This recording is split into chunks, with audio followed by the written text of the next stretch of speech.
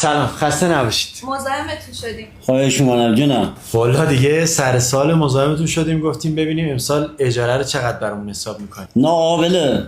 مغازه خودتونه. برای شما باید 30 تومن. چی؟ 30 تومن؟ ببخشید آقای صالحی، ما اینجا داریم امسال 15 تومن میدیم. با یه مغازه دیگه تون اشتباه نگرفتید؟ فراموشی که ندادم بخدا جون. پارسال 15 بود امسال 30 تومن. خیلی آقای صالحی، من همین الانشم دارم شاگردم رو اخراج میکنم. عزیزم این مامورا دادن 32 تومن.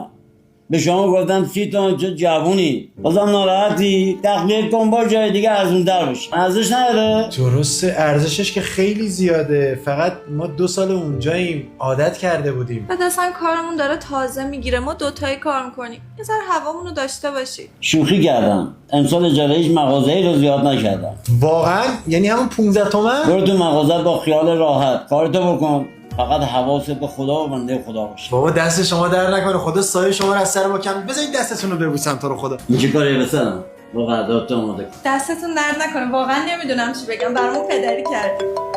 جونم. نه بابا اخراج چیه، برو بشین سر کارت. تازه میخوایم امسال هیچ سود اضافی رو مسئولامون نکشیم، باید حواسمون به خدا و بنده خدا باشه. بدو 2 جعبه شیرین بگیر دارم میام. بدو. آقای صالحی کاش همه مثل شما بودن. با اجازت. با اجازه سیتون. عزیزی